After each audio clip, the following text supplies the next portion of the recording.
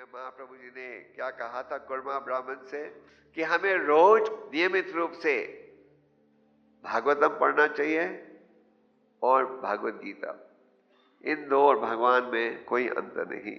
तो जितने ध्यान से हम पढ़ेंगे सुनेंगे उतना ही गहरा प्रभाव होगा।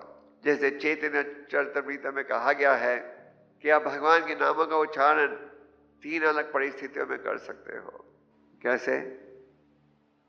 नाम अपराध, आगे और आगे शुद्ध नाम।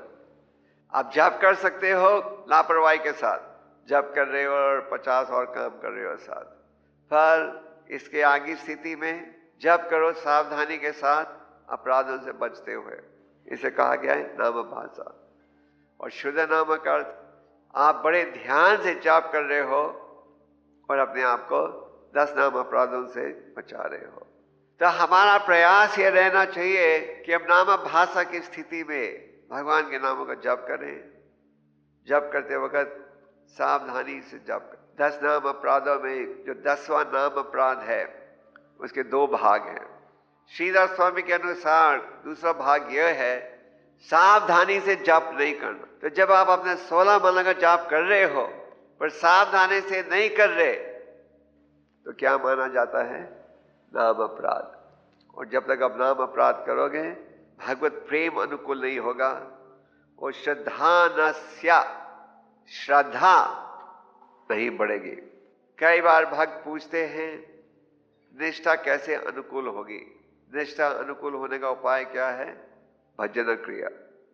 भजन क्रिया का अर्थ है नियमों का पालन करना, सावधानी से जप करना, सावधानी से भागवत को सुनना, सावधानी से भगवत गीता को सुनना। भगवत गीता को सुनना भी आवश्यक है। इसलिए शाम के समय जब गीता की क्लास होती है और आप कोई महत्वपूर्ण सेवा में नहीं जुड़े हो तो हमें जरूर आ जाना चाहिए गीता को सुनने के लिए। ये नहीं कि गीता की क्लास केवल नए भक्तों के लिए है। गीता का संदेश ऐसा है कि जितना पढ़ोगे उतने ध्यान से आपको समझ आएगा। तो इसीलिए इन श्लोकों में कहा गया है, भगवत गीता के संदेश पर महत्व दिया गया है और कहा गया है, प्रभुपाद जी तात्पर्य में कह रहे हैं जो शुद्ध भक्त हैं भगवान के वो कृष्ण कथा में ही रुचि लेते हैं। और जितना अधिक रुचि लोगे कृष्ण कथा में उतनी तेजी के साथ ही आपका भौतिक आकर्षण जो है वो समाप्त होगा। जैसे भगवान कहते हैं देवी एष गुना माई मम माया दुरतया, मेरी माया का विरोध करना बड़ा कठिन है, पर अगर कोई मेरी शरण ले तो वो इसका विरोध कर सकता है। शरण लेने का अर्थ क्या है? श्रवणम कीर्तनम में रुचि लेना। तो आप सबको इन श्लोकों के संदेश का लाभ उठाना चाहिए और ये बिना शंका के समझ जाना चाहिए कि श्रवणम कीर्तनम के बिना आप भौतिक आकर्षण को नहीं त्याग सकते। और क्योंकि भगवान ने नामों में पूरी शक्ति डाली है, क्योंकि भगवान की कथा में और भगवान में कोई अंतर नहीं, आप दिन रात सुनोगे तो भी आप थकोगे नहीं। ये है भगवान के दिव्य नामों की। और जैसे प्रभुपाद जी गीता में कहते हैं बार बार सुनोगे तो ये विचार हृदय में बैठेगा। हम इतने ढीठ हैं कि एक दो बार सुनने से काम नहीं चलता। हमें रोज सुनने की आवश्यकता है और रोज इसके महत्व को सुनोगे फिर आप ये उम्मीद कर सकते हो कि ये विचार बैठेगा। भौतिक समाज का भी यही नियम है। आप एक ही प्रोडक्ट का एडवर्टाइजमेंट देखते हो बार बार, है ना? सैमसंग टेलीफोन खरीदो, सोनी टेलीविजन खरीदो, आप रोज देखते हो। 5 साल पहले भी देख रहे थे, भविष्य में भी देखोगे। क्यों? वो भी प्रयास करें आपको बार बार याद दिलाने के लिए हमारा ब्रांड खरीदो, हमारी वस्तु खरीदो, है ना?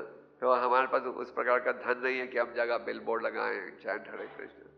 हम प्रचार करते हैं, शास्त्र को सुनते हैं और बार बार ये संदेश सुनकर ये विचार हमारे हृदय में बैठता है। जो व्यक्ति भगवान के दिव्य नामों में रुचि ले, कृष्ण कथा में रुचि ले, वही व्यक्ति अपने भौतिक आकर्षण को त्याग सकेगा। तो अगर आप ध्यान से अपना जाप नहीं कर रहे, ध्यान से भागवतम गीता को नहीं सुन रहे, ध्यान से इन ग्रंथों को नहीं पढ़ रहे, तो इसका क्या परिणाम होगा? अपना भौतिक आकर्षण वहां का वहीं रहेगा। दीक्षा ले ली, ब्राह्मण दीक्षा ले ली, पर भौतिक आकर्षण वैसा ही रहेगा तो मन भटकते रहेगा भौतिक विषयों में। तो हमें कृष्ण कथा में रुचि लेनी चाहिए, हमारा प्रयास रहना चाहिए सुबह से रात तक हम कृष्ण कथा करते रहे।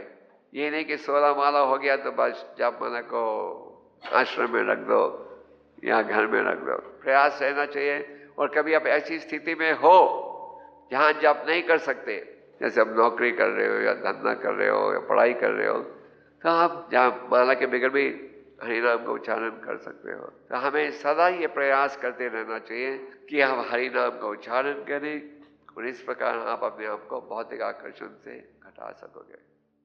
हरे कृष्ण।